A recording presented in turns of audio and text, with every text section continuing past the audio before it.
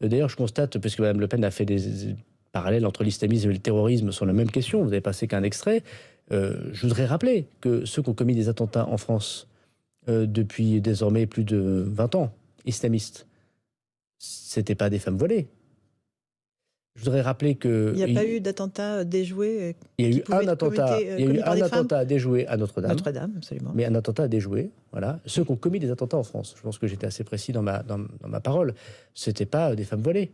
Je connais, Monsieur le Président de la République a évoqué Latifa Benzaten, dont le fils, encore une fois, était musulman, militaire musulman, tué par Mohamed Merah.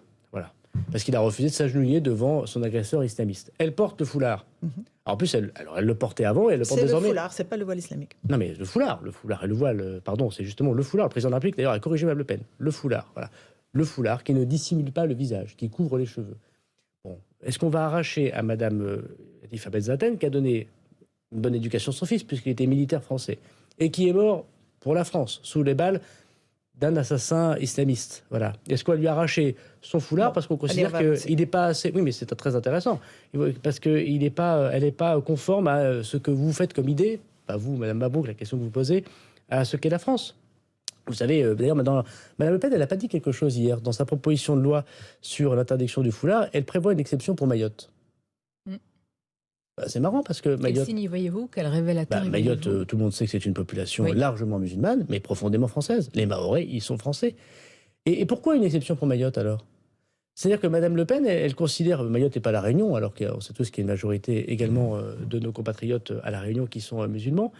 C'est-à-dire que Mme Le Pen, elle considère que ce qui vaudrait pour la métropole ne vaudrait pas pour Mayotte, parce que ce qui serait un signe religieux inacceptable en France serait acceptable dans une autre partie de la France qui est Mayotte. Il y a une incohérence totale.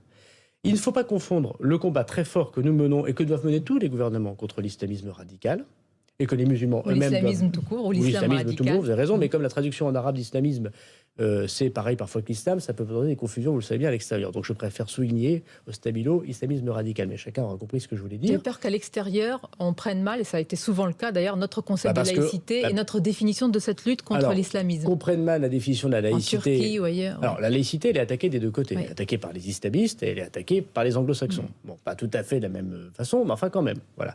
Et deuxièmement, la difficulté que nous avons, et ce sera le cas de tous les ministres de l'Intérieur après moi sans doute, c'est que dans les pays arabes où nous avons des relations, et parfois des relations difficiles pour d'autres raisons, qui sont extrêmement attentifs à ce que nous faisons de manière générale dans la politique intérieure française, quand on traduit en arabe islamisme, on le traduit par islam. C'est pour ça que nous soulignons toujours islamisme radical. On va parler de sécurité, monsieur Darmanin. Mais je termine juste sur ce point, vous avez tout à fait raison. Il ne faut pas confondre le combat contre l'islamisme radical, et nous l'avons mené, et quel que soit ce gouvernement, il devra être mené, de la grande liberté qu'ont tous les citoyens de choisir leur religion en France, heureux comme un musulman en France.